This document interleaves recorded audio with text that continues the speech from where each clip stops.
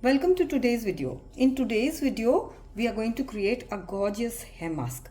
A hair mask, unlike a conditioner, is a leave-on product. So what you can do is before you start washing your hair, you can just apply the hair mask, leave it on for an hour or so that it deeply conditions your hair, nourishes it, and then you can use a shampoo and wash it off. Of course, you can use a conditioner post that, or you don't need to use a conditioner. That is entirely up to you. So let's see how we will create this beautiful hair mask. I'm going to keep this fairly simple, but that does not mean our mask is not going to be effective. It will be a beautiful mask that will deeply nourish your hair because it will have some very wonderful extracts. So let's get started with phase A. In phase A, we have three basic simple ingredients. The first ingredient is, of course, our water, demineralized water. The second ingredient is glycerin. I have chosen glycerin because it's cheap, it's easy to use. Of course, you are welcome to use any other humectant that you want. You can use sodium lactate in its place or any other humectant that you prefer. The third thing we are going to use, which is very necessary for this hair mask, is cationic guar gum. The reason why we use cationic guar gum is because it leaves a silky, soft feel behind, and no, you cannot substitute this with xanthan gum. So these were the ingredients that we will use in our phase A. So what I will do now is I will add the guar gum into my glycerin and let it hydrate. Ideally, what you should do is you should let this guar gum hydrate for 1 hour. Then you get the best results out of this hair mask. So let me bring you back after combining the ingredients for phase A.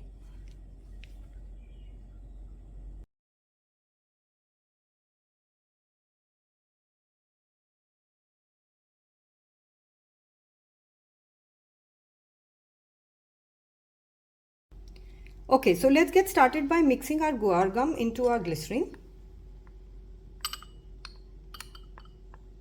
In the meantime, our water will be heated in the water bath, and we will then combine the phase A and phase B ingredients. So as I said, it's not a very complicated hair mask. It's fairly simple, but the results are awesome. If you want, you can use some proteins in it. We are not using any proteins because I usually don't like using too much stuff in wash off products.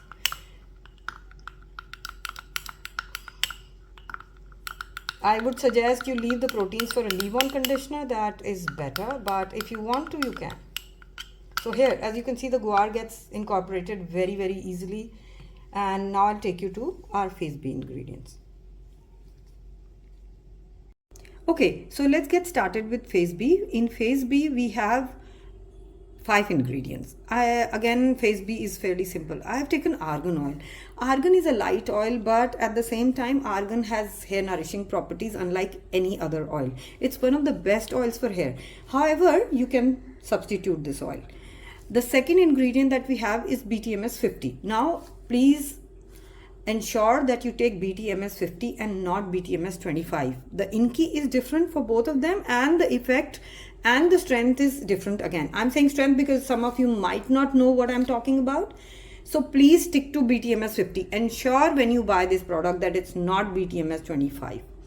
The third is mango butter. Mango butter by far is one of my favorite ingredients because mango butter is a local butter for one, so we are not leaving any carbon footprint too. It's easily available, and third, it is amazing on the hair. So you can of course change butters. You can use shea or cocoa or any butter that you wish instead of mango butter, but I prefer mango butter. Now in this one, I'm not really using any fancy emulsifier. I'm just sticking to good old E-wax. We are using soft and silky E-wax. And the last ingredient, which is the star ingredient of today's video, is Kera Base. Now Kera Base is a specialized product that has been made for hair care, and this is what makes this hair mask absolutely divine. So please go to our website, order the kit, and you'll see how wonderfully this hair mask works for you. So let's get started by combining phase B ingredients.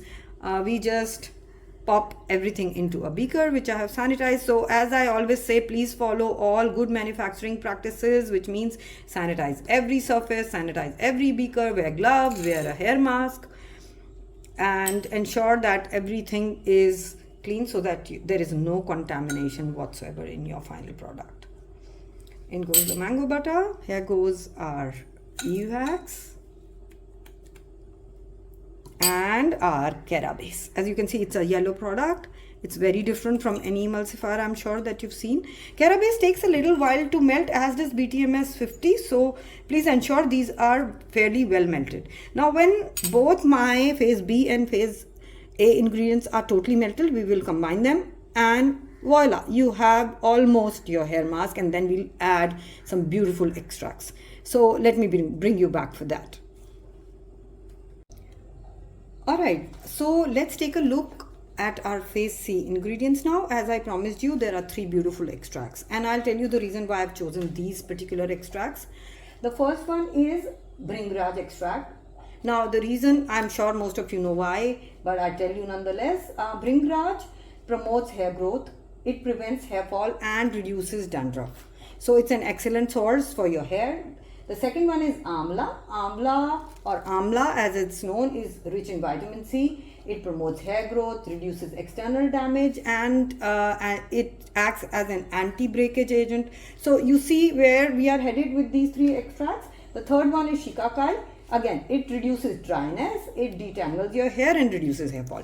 So all your concerns as far as hair is concerned are covered by these 3 extracts. I have also taken in conjunction to these cetrimonium chloride, because cetrimonium chloride is a detangler, so it will also help detangle the hair, especially if you have wavy curly hair. And here in this beaker I have some water reserved from phase A, in which I'll be mixing DL panthenol. DL panthenol is a great source of nourishment for the hair. So let's go ahead and mix DL into this, and then after we have combined our phase A and B ingredients and they have all cooled down, we will add these beautiful extracts into our emulsion.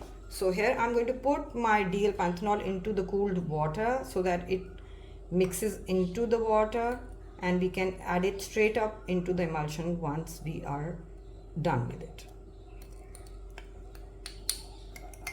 Just give it a stir, leave it, and you are done. So let me bring you back and show you how we will create this emulsion now.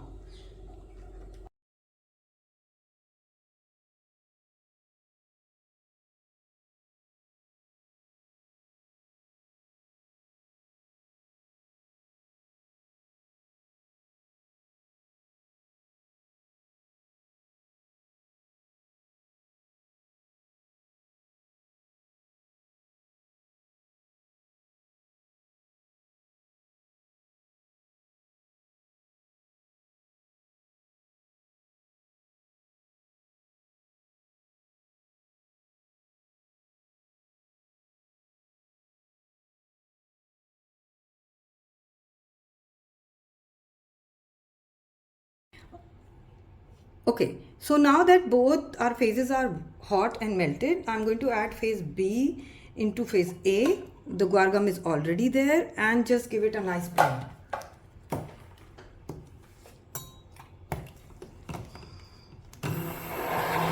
And you can see a beautiful emulsion forming immediately. The hair mask will achieve a thicker consistency overnight, so we'll be leaving this.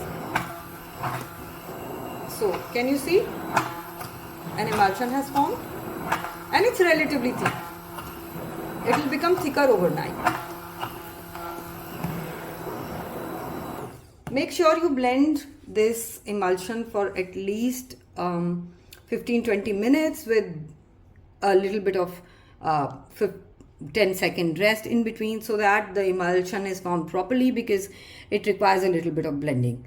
So once this is cooled down, we'll be adding our extract. So let me bring you back for that. Okay, now that our emulsion has cooled down relatively, we'll be adding our extracts. So in the first extract that I'm putting in is Bhringraj.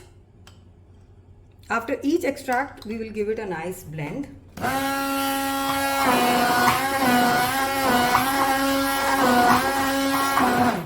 add the next one. So in goes the amla extract.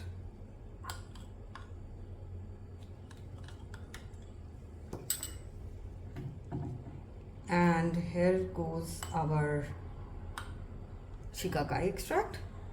And there are two more things here. One is cetrimonium chloride, which was a detangler, so I'm going to put that in as well. And that is the DL which we had mixed in cooled water. We'll be adding it at a later stage after blending these.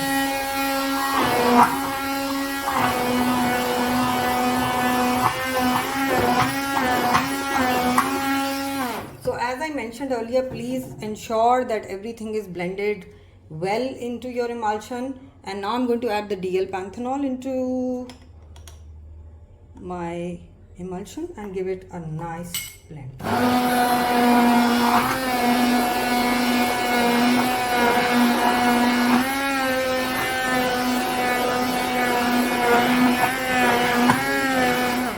And there your hair mask is done. All we need to do is now add our fragrance and our preservative, leave it overnight, and then pack it in this lovely jar.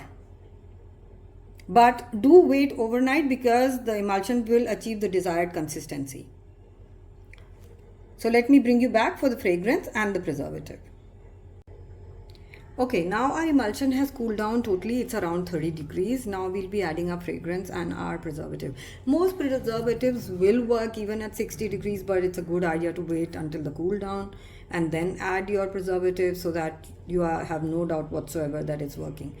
This, you can check the pH and keep the pH at around 5 to 4.5. That will work.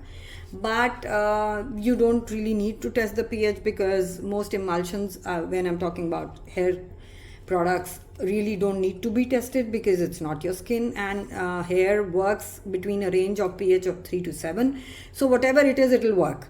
So I'm not going to be doing the pH testing, but if you want to, you can do that and keep the pH anywhere between 4.5 to 5.5. That works. So in goes our fragrance oil.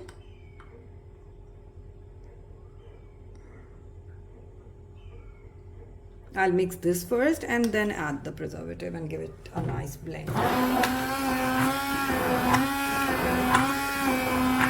this smells absolutely lovely, let me tell you. So we have some gorgeous fragrances on our website, and now I'll be adding the preservative. And as I said earlier, I'll also be leaving this overnight before I package it into that jar that I showed you earlier.